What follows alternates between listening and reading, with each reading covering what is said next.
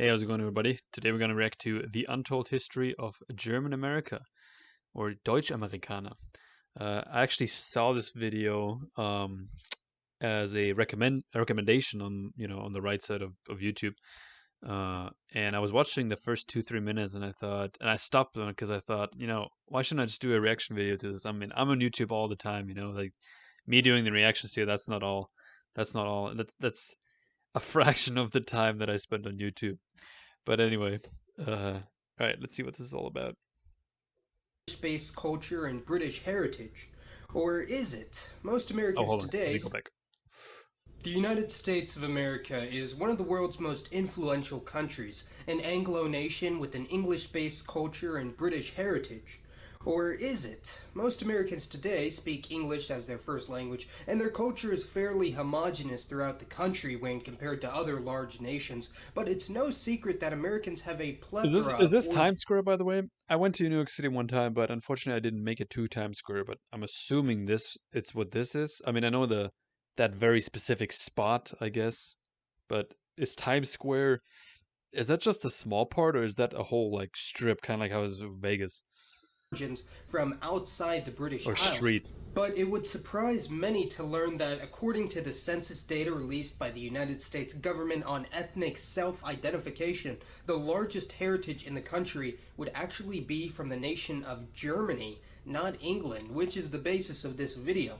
Maps are What is usually a pretty good Guys, what a surprise! What a surprise! way to picture these sorts of things, and thankfully there are a litany of maps on the ethnic origins of the people of the United States, and as you can see in all of them, Germans seemingly dominate in terms of area that Look at take up, that. but the real situation is much more complicated and interesting than these maps would suggest, because not only are most of these areas themselves extremely ethnically heterogeneous, but unlike Europe and most of the rest of the world, there are only a minority of people in the United States that are entirely of one ethnicity, with most Americans being able to trace ancestry to many different nations. Because of these nuances, there's still debate as to whether the largest ancestral chunk of the US comes from Germany or England, and in the last US census, around 46 million people declared full or partial German ancestry, with an additional 2 million when including other German-speaking peoples, such as Austrians or Swiss, accounting for about 15% of America's population. I can't even begin to tell you how many people I've met since moving over here that have claimed to have German ancestry. Or people will just, I mean, they will just throw that stuff around. They'll say like, "Oh yeah, I'm German. I'm German." It's like, okay, maybe your great great great great great grandfather was German, but are you still German? I don't know about that. Do you speak German? That's a big thing, right? I've never. It's funny because I've never met a single person here in the U.S. that said, "Yeah, I'm German," or like German American, whatever, and who actually spoke German or knew any German words at all. I mean, everyone obviously knows Guten Tag, Hallo, wie geht's, but that's about it. And in the same census, only 26 million people claimed English ancestry, which was only 8% of the population. However, since 1990, the United States Census has allowed its citizens to identify ethnically as American, and we're not talking about natives here.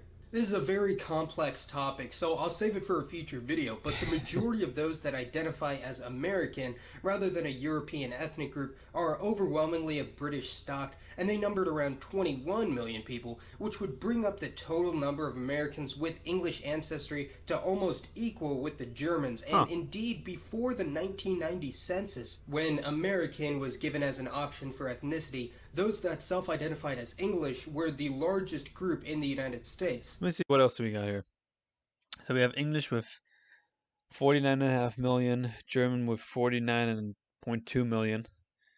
Was Hungarians, we got a few. Dutch, actually, we got a decent amount, 6.3 million. 6.3 million Dutch people.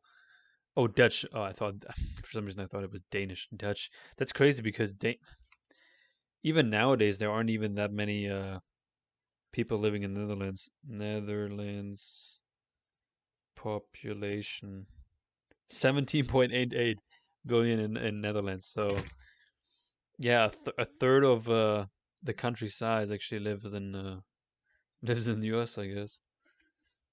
So, in all likelihood, even though there are more Americans with at least some English ancestry, there are more people of pure German ancestry than pure English ancestry. But how did this come to be the case? Even though the United States was founded by Englishmen and they did dominate early on in the country, they did allow immigration from other regions of Europe, with there being a moderate wave of Germans entering the colonies in the late 1600s, mostly settling in the state of Pennsylvania, which had the first major German settlement in North America, that being Germantown in Philadelphia. One of the most famous cases of a large group of Germans settling in America were the Hessian soldiers, recruited from the Landgrafschaft of Hesse-Kassel in the Holy Roman Hey, Empire, there you and go. they fought for the British during the American Revolutionary Yep. War until their defeat by George Washington after his crossing of the Delaware River, and at least 3,000 of the captured Hessians ended up settling in Pennsylvania.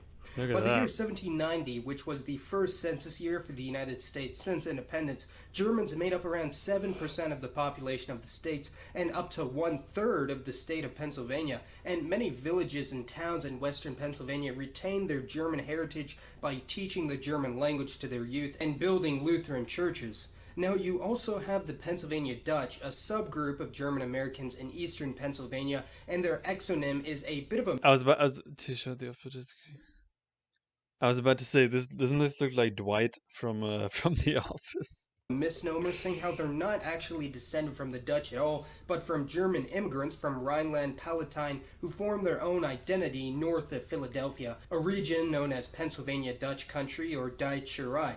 Another notable German group in Pennsylvania would be the Amish, and although many Amish might identify as Pennsylvania Dutch and vice versa, the two terms are not interchangeable, with the Amish having a very distinct religious practice, along with other cultural traditions such as the rejection of mainstream technology and isolation from American culture, which is where you'll find some of the last remaining monolingual German speakers in the Do any of you actually live around the Amish? Because I know, when I first learned about the Amish, I thought the Amish was only there were only like one or two states, like a very specific part of the U.S. But it's actually like a whole part of the U.S. Like I want to say, rather than horizontal, it's more vertical. Um, Because I mean, so I'm in Alabama now, and when I was driving from West Virginia to Alabama, there were actually signs that cracked me up because I barely saw it because it was the middle of the night when I got here. But there were actually signs on the side of the road that had the horse carriages, those things that you see on the horses, the thing that you see on the screen right now. But anyway, it had signs saying like, "Oh, watch out! You might come across one of the Amish, riding one of those bad boys." But yeah, I guess they're all over the place. I heard that they're in so like in Tennessee. I heard that they're in uh I guess part of West Virginia. Then in Pennsylvania, I heard that there's Amish in what's it called? Oh, New York.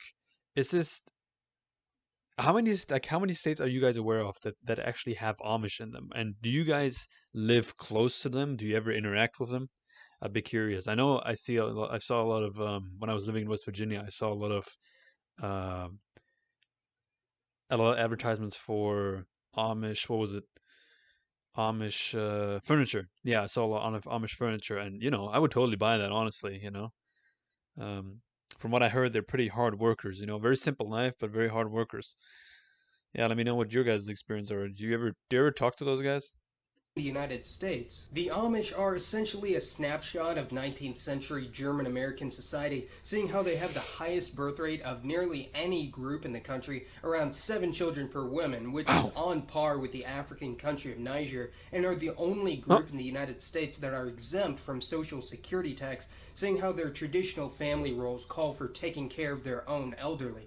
Now, I really really? like this map of American ancestry because it shows how connected most Americans are, with many Pennsylvanians migrating west to the Midwest during the period of American expansionism. As more Americans moved west from the original colonies, they were joined later on by immigrants from Europe, and the largest phase of German migration to America also occurred during this time, with migration skyrocketing after the 1840s, mostly settling in the Midwest states west of Pennsylvania, such as Ohio, Michigan, Illinois, and Wisconsin, and they mostly either founded their own towns or integrated with already existing German settlements. Huh. German immigrants and American born Germans were also joined by Austrian immigrants from the Austrian Empire who settled in pretty much the same area, as well as the Look at Swiss who that. mostly went to Utah. And when comparing the climates of Is this Utah and Utah? Switzerland, it actually makes a lot of sense.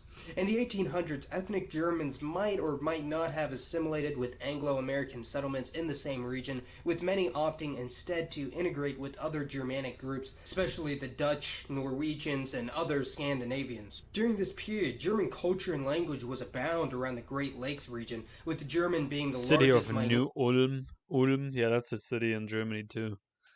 minority language in the Oh, country for Polizei, die over ganze 100 years, spreading out even Police. further to the Plains region to the west, especially the Dakotas, Nebraska, and Whoa, whoa, whoa, whoa, Iowa. whoa! I don't mean to pause that much, but what is this? Hold on, go back a little bit. I want to read this. Eine. It's like fracture. I think it's called fracture font or whatever. It used to be like the old font that they used in old German newspapers. Eine Erklärung durch die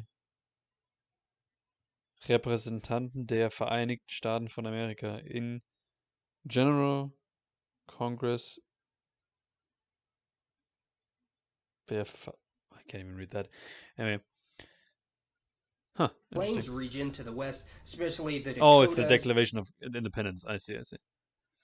Nebraska, I mean, it's July 4th, 1776. and Iowa. However, after the Or start of talking World about it. War I in 1970, German culture and language was highly oppressed in all areas of the country, with many German Americans being accused of treason or spying for simply speaking German in public. This caused the sharp decline in immigration from Germany and the movement to phase out the teaching of German in all public schools in the Midwest, with the area instead becoming one of the hubs of mainstream American culture, which is why the Midwest today is seen by many as representing the average American or middle America. The process of learning English and adopting American cultural values is known as Americanization, and aside from a handful of communities in the Plains region and Deutschamerikaner, pretty much all German traditions and culture disappeared. German culture in America took an even further hit after World War II, and by this time almost all of the German settlements in the Midwest and the Great Plains had been fully Americanized. However, their heritage has been acknowledged and passed down throughout the generations, even if most German surnames have been Anglicanized, such as Eisenhower, Schmidt, Gutmann, Fischer, and many others. Today, there are no U.S. states that have any ethnic Dude, that's so majority. funny. I never even thought of Goodman to be a anglicized version of it, or of Gutmann. Gutmann. I've never actually met anyone with the last name Gutmann. Obviously, I've met someone with Schmidt and what else? What else do we have here? Today, there are no Fischer, yeah, obviously Fischer. U.S. states that have any ethnic majority, meaning that in every single state, no group makes up over 50%. And this is true for Germans as well, though some states do come pretty close, such as North Dakota, South Dakota, Nebraska, and Wisconsin, where Germans make up over 40% of the population, which Wow, makes wow, them wow. the most ethnically homogenous states in all of America, although they themselves are still extremely ethnically diverse when compared to any European country.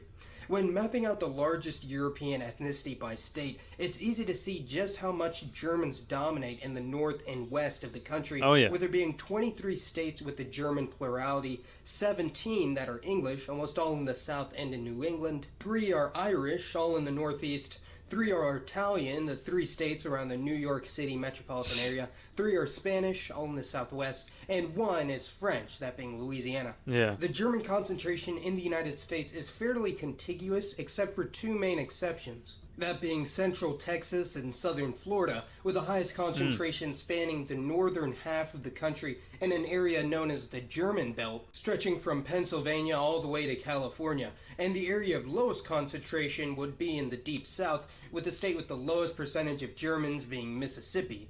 Germans had been moving to Texas since before Texas was even a part of the U.S., or had declared independence from Mexico, with it also being of note that Germans also settled in areas of modern northern Mexico, and today Germans in central Texas have their own unique culture forged Funny talking about hearing all this reminds me of a video game that I played recently called I mean I'm sure some of you know this Red Dead Redemption 2. Curious if any let me know if any of you guys actually played that game. pretty good game. Not gonna lie. I started playing it like 2 years ago for the first time, and in the beginning I thought it was kind of boring, but then I picked it up again recently, a few weeks ago or a few months ago, whatever it was, and damn, I missed out on something. Ugh, really good. from its proximity to Mexico and the southern United States. It's also important to note that because of the proximity and high uh, degree of integration between Canada and the United States, the North American German Belt doesn't terminate at the 49th parallel that divides the two countries, with Germans being the largest ethnic group in the province of Saskatchewan, as well as many other areas of the Canadian prairies I was such gonna as say it's Alberta and Canada. Manitoba.